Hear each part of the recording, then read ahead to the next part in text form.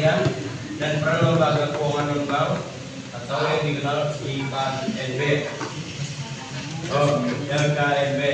Sebelum kami memulai presentasi kami, izinkan kami memperkenalkan kami. Perkenalkan, nama saya Markus Horizontal Syurang.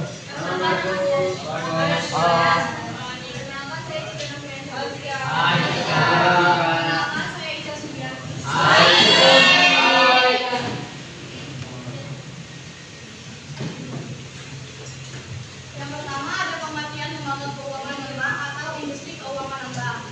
Lembaga keuangan non-bank adalah semua lembaga atau badan yang melakukan kegiatan di bidang keuangan yang secara langsung atau tidak langsung menghimpun dana dengan cara mengeluarkan surat berharga, kemudian menyalurkan kepada masyarakat untuk membiayai investasi perusahaan.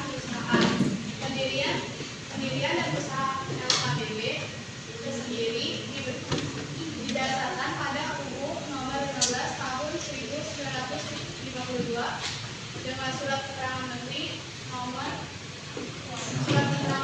Keuangan Nomor 38 Yang kedua, ada contoh nyata dari lembaga keuangan Uganda. Yang pertama ada asuransi.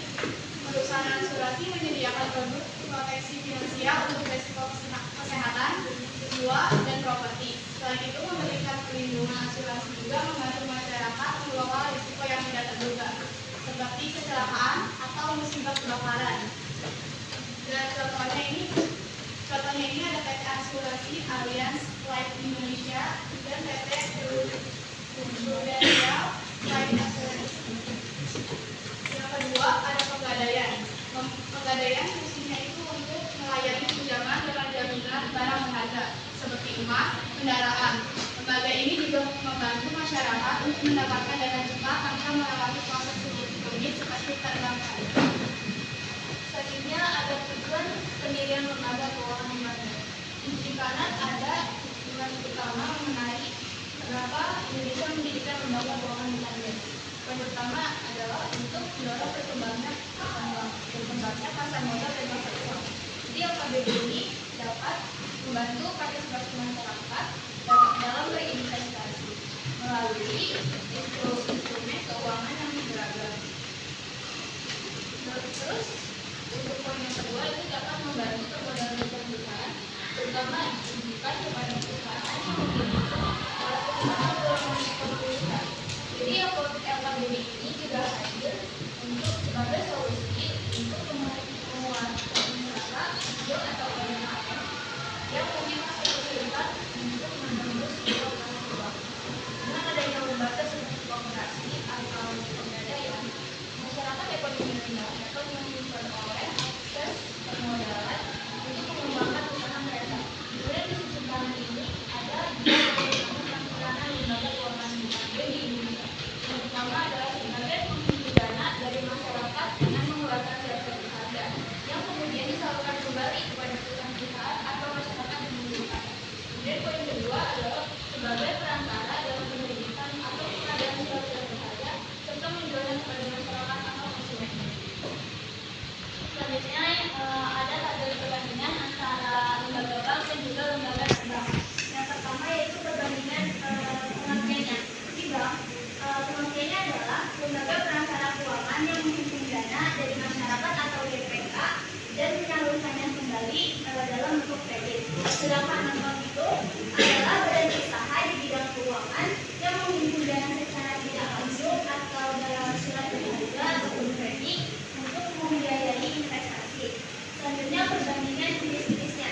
Di lembaga bank itu jenisnya ada jenis bank umum atau konvensional dan syariah, dan juga bank perekonomian rakyat.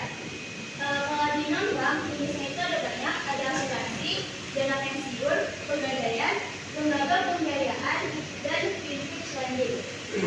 Dan yang ketiga ada peran dalam ekonominya. Kalau di lembaga bank itu dia menjaga stabilitas moneter, menyediakan sistem pembayaran, dan juga sebagai penggerak utama likuiditas pasar. Sedangkan di non-bank itu peran dalam ekonominya adalah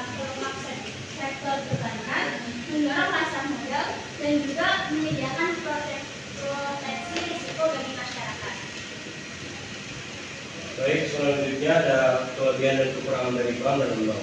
Yang pertama, berkeamanan tinggi. Ya, maksudnya itu sudah diawasi oleh OJK atau sudah dijamin LPS yang lembaga-lembaganya sudah resmi lah. Lalu bisa menyimpan uang atau transfer pinjam uang. Jadi menyimpan uang ini maksudnya kita bisa menabung di bank, lalu bisa transfer di bank atau meminjam uang pada bank. Yang ketiga ada mudah untuk digunakan untuk transaksi. Mudah digunakan untuk transaksi itu maksudnya kita bisa menarik uang dimanapun, bisa mentransfer sesama bank, atau ke jualan game. Non-bank itu kelebihannya yang pertama adalah prosesnya lebih cepat dan fleksibel, syaratnya lebih mudah dibanding bank, tidak banyak syaratnya. Kalau bank itu lebih rinci. Yang ketiga banyak pilihannya, layanan asuransi, cicilan dan lain-lain. Kekurangan bank itu yang pertama ada biaya administrasi. Kita kan kalau narik duit itu pasti ada biaya administrasi yang pasti menambah biaya lah. Lalu kekurangannya proses pinjaman bisa dan syaratnya ketat. Kalau kita minjam ke bank itu biasanya proses dan syaratnya itu ketat banget, kita harus A, B, C gitulah. Lalu di bank itu kita biasanya bunganya itu cukup tinggi dan bisa menaikkan biayanya. Lalu kekurangan non-bank itu resikonya lebih tinggi karena non-bank biasanya belum tentu mendapatkan surat izin resmi atau diawasi oleh lembaga yang resmi. Tidak semua jenis LPS, ya pokoknya tidak semua dijamin oleh LPS yang tadi saya bilang tidak dipantau langsung oleh lembaga resmi. Lalu yang ketiga bunga atau biaya bisa lebih tinggi. Nah, kalau di sini kan tadi bunganya cukup tinggi. Kalau di non bank ini biasanya biayanya bisa lebih tinggi atau 2 kali lipat dari bunga bank biasanya. Lalu sistem pembayarannya.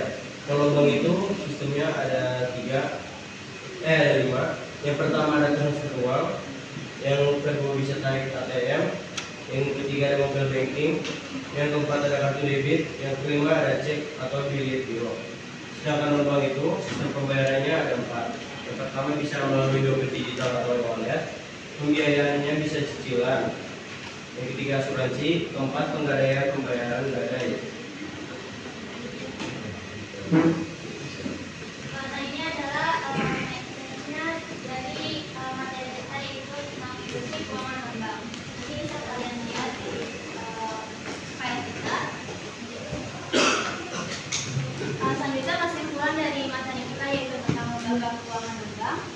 Lembaga keuangan non-bank ini adalah badan usaha di bidang keuangan yang berperan sebagai pelengkap sektor perbankan.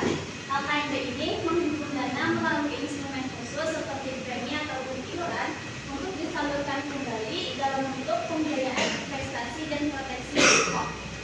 Kehadirannya ini seperti pegadaian dan juga BPJS Ketenagakerjaan.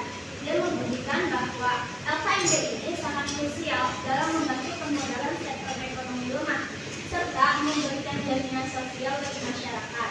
Dengan pengawasan ketat dari otoritas jasa keuangan atau yang disebut dengan OJK, LKNB juga memastikan stabilitas ekonomi tetap terjaga melalui prosedur yang lebih fleksibel dan akses yang menjangkau ke seluruh lapisan masyarakat. Terima kasih. Selanjutnya ada yang bertanya, satu pertanyaan. Siapa yang ingin bertanya? Baik, silakan saudara Gabriel berdiri. Baik, Assalamualaikum warahmatullahi wabarakatuh. Perkenalkan, nama saya Gabriel Marco Semarang itu dari kelompok ya.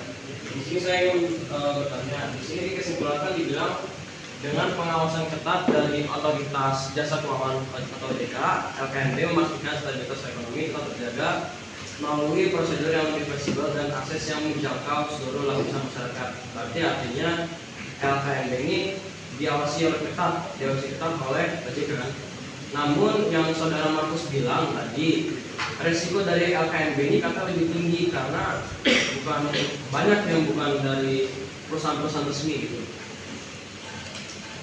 Jadi maksudnya ada apa ya? Ada kontradiksi.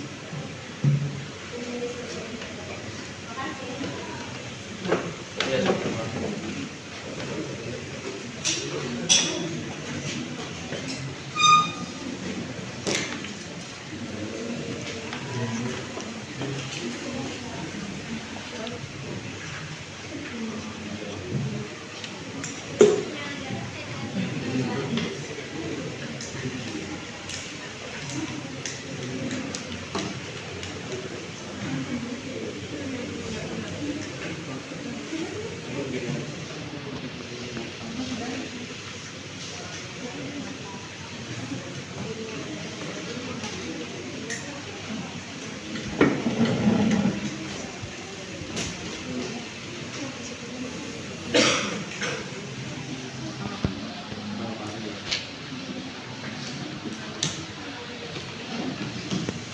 Ini nggak bisa dipas dulu ya?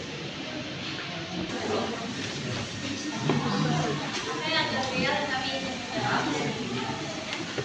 Kan tadi yang ditanyakan adalah dari permohonan OJK bertolak belakang dengan yang disampaikan oleh Mas Bobi. Nah, sebenarnya OJK sama LPS itu berbeda fungsinya.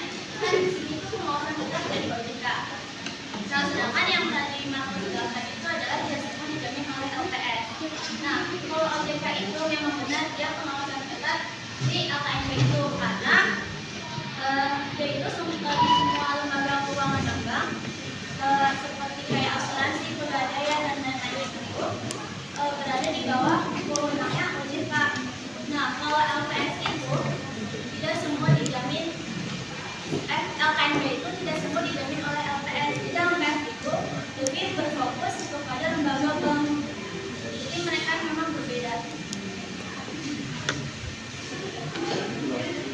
Ngerti nggak? Cukup. Cukup. Jadi memang mereka itu beda. Mana ada orang LPS apa ya? Tadi panjangan aja Pak. Lembaga penjamin simpanan. Jadi dia lebih berfokus ke keuangan bank. Oke, terima kasih. Ya. Sekian dari Bapak kami. Maaf bila ada sedikit kekurangan informasi atau salah penyebutan atau penjelasan. Assalamualaikum warahmatullahi wabarakatuh.